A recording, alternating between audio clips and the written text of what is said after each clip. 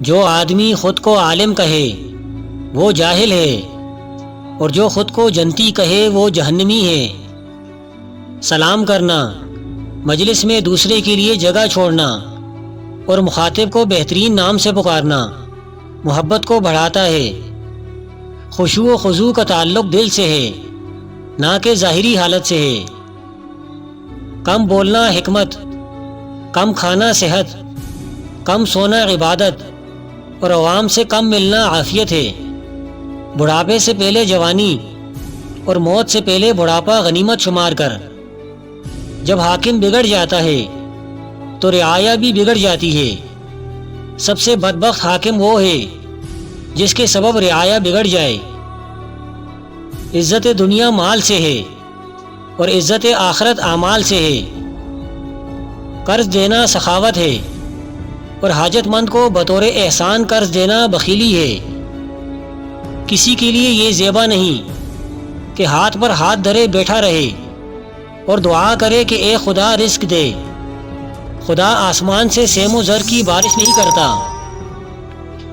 اپنے معاملات میں مشورہ ان لوگوں سے کرو جو اللہ تعالیٰ سے ڈرنے والے ہوں۔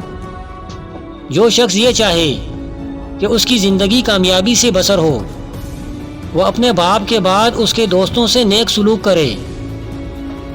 حکومت کے منصب کے لیے ایسا شخص سب سے زیادہ موزوں ہے کہ جب وہ اس منصب پر فائز ہو تو قوم کا سردار نظر آئے، اور جب اس پر فائز ہو جائے تو انہی میں سے ایک فرد نظر آئے۔ جب حلال و حرام جمع ہو تو حرام غالب ہوتا ہے، چاہے وہ تھوڑا سا ہی ہو۔ طمع کا ترک فکر ہے اور لوگوں سے نا امیدی غنا ہے۔ طمع تنگدستی اور قناعت مالداری ہے۔ میں اس امت پر سب سے زیادہ منافق عالم سے خوفزدہ ہوں، کیونکہ اس کی زبان عالم ہوتی ہے مگر اس کا دل اور عمل جاہل ہوتا ہے۔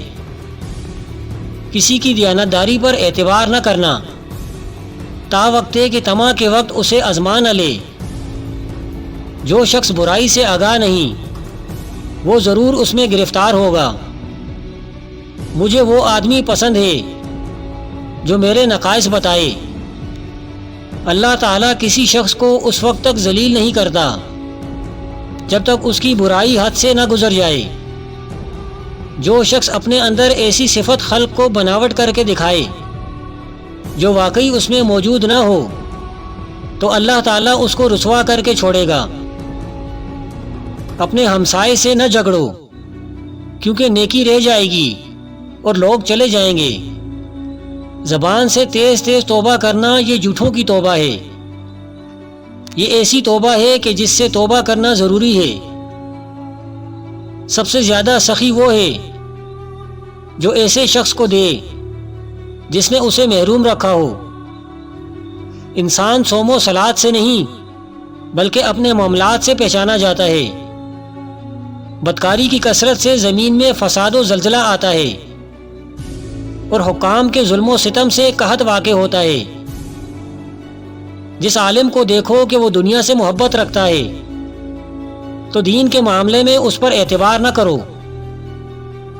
صرف وہی کام کرو کہ اگر اس کام کو کرتے ہوئے تمہیں کوئی دیکھ لے تو تمہیں ناگوار نہ گزرے۔ مقدمات کا فیصلہ جلد کرنا چاہیے، ایسا نہ ہو کہ دیر کے سبب انسان کی افادیت ہی ختم ہو کر رہ جائے۔